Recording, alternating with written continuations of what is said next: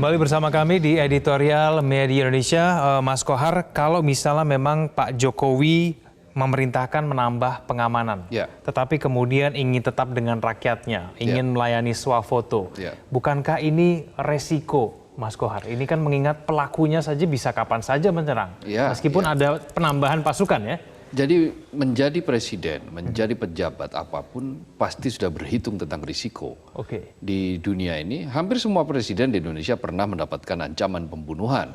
Sejak Indonesia merdeka, Bung Karno juga beberapa kali diancam mau ditembak. Pak Harto juga pernah mengalami itu, Gus Dur, Pak SBY, Ibu Mega, Pak Habibie. Jadi tidak ada presiden di Republik ini yang tanpa risiko, atau di kolong langit ini yang tanpa risiko. Jadi semuanya punya risiko, tetapi tinggal bagaimana kita menimbang risiko tersebut, mengantisipasi supaya risiko seperti yang mati itu tidak terjadi. Jadi jangan sampai kehendak untuk dekat dengan rakyat ini kemudian dinodai oleh perbuatan-perbuatan yang sangat biadab. Dengan cara menusuk, dengan cara melukai, dengan cara kekerasan, apapun lah bentuknya. Apalagi sampai mengebom dan seterusnya. Tentu ini sesuatu yang tidak diinginkan. Nah, pada titik ini mestinya aparat juga sigap. Ini menjadi tantangan bagi aparat, karena kita tahu bahwa Presiden Jokowi adalah seorang presiden yang sangat dekat dengan rakyat. Presiden yang memang tidak mau mengambil jarak dengan masyarakat. Tetapi bukan berarti aparat lengah. Karena kan mereka sudah punya mekanisme, mereka sudah punya sistem, mereka bisa menyebar orang, bisa mendeteksi.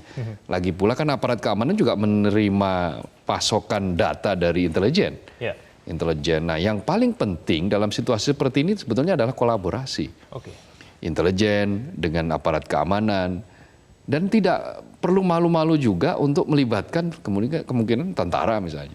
Tentara dalam batas tertentu dia dilibatkan untuk menganalisis, karena memang tidak bisa kita hanya menyerahkan upaya pemberantasan terorisme atau menangani terorisme itu hanya dari satu institusi saja. Harus ada perlibatan BNPT, bahkan kalau perlu melibatkan berbagai macam tokoh masyarakat, NGO, libatkan mereka semua, sehingga kolaborasi besar ini menjadi sebuah kolaborasi yang manis untuk melawan segala bentuk terorisme, apapun bentuknya. Apakah itu secara terorganisasi, struktural, atau lone wolf yang seperti sekarang secara acak itu dilakukan. Nah, ini yang perlu segera dilakukan. Jadi continue itu juga menjadi konsistensi, itu juga menjadi sebuah catatan yang harus digarisbawahi betul. Kenapa? Karena kita ini kan rame-rame kalau ada peristiwa saja. Begitu peristiwa itu senyap, hilang, seolah-olah kita lupa tidak ada apa-apa. Lalu pengamanan menjadi agak kendor. Nah, pada titik itulah teror akan menyelinap. Mereka akan mendeklarasikan diri bahwa ini loh, saya masih ada, kami masih ada. Bahwa kamu harus hati-hati. Itu ada message-nya jelas. Baik, Mas Kohar, kita kembali jeda. Kita akan kembali usai jeda berikut ini. Kami kembali mengajak partisipasi Anda melalui sambungan telepon di 021 583 9900. Kami akan kembali usai jeda.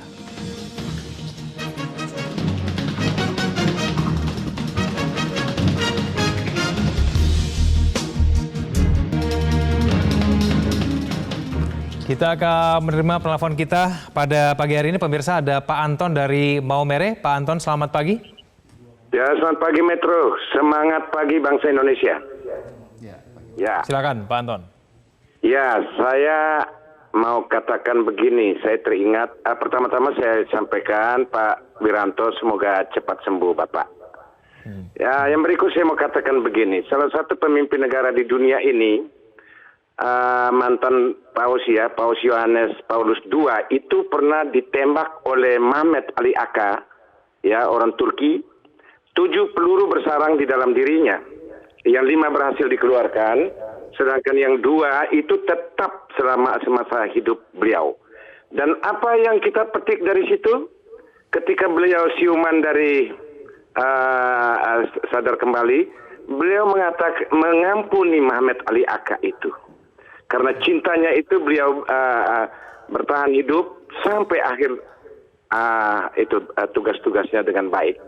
Saya mau katakan sepanjang sejarah pengawalan di Indonesia ini terhadap pemimpin negara termasuk presiden itu sangat standar, sangat bagus. Peristiwa kemarin itu adalah kecolongan benar ya. Apakah Kapolsek itu tidak tahu kalau memang dari informasi dari BIN itu bahwa Pak Wiranto itu diincar oleh orang itu.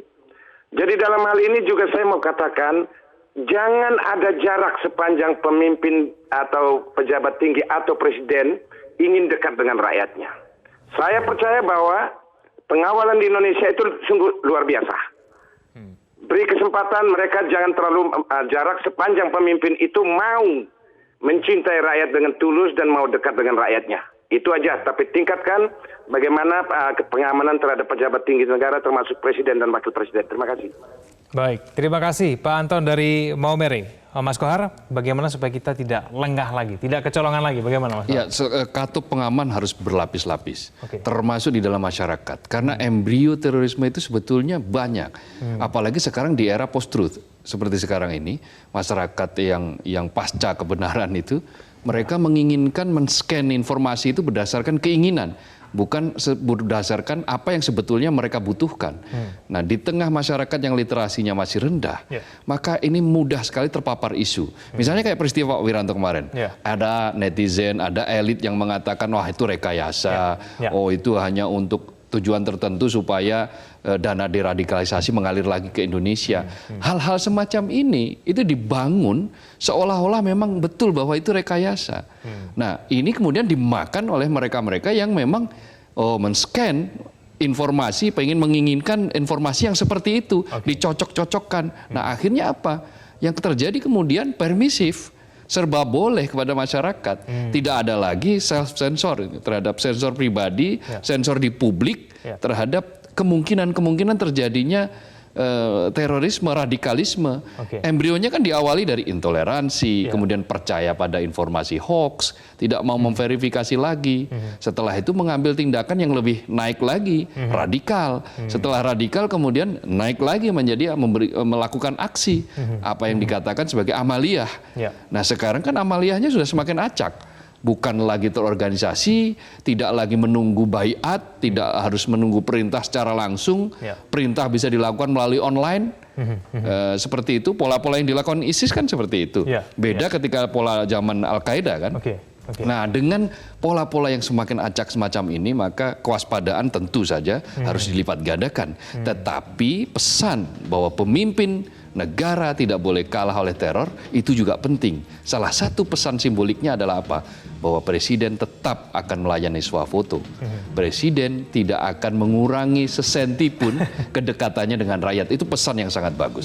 Pesan yang harus dikemukakan bahwa kita ingin menunjukkan bahwa kita tidak takut terhadap peristiwa ini. Baik, Mas Kohar, terima kasih telah bergabung sama kami di Editorial Indonesia. Selamat pagi, Mas Kohar. Selamat pagi, kan. Pemirsa, negara harus bertindak tegas dan mengambil langkah drastis atas aksi teroris. Perlu meneguhkan kembali perlawanan terhadap bibit-bibit terorisme seperti intoleransi dan radikalisme. Jangan lagi hanya menyasar pelaku di lapangan. Terima kasih telah menyaksikan Editorial Media Indonesia. Selamat pagi.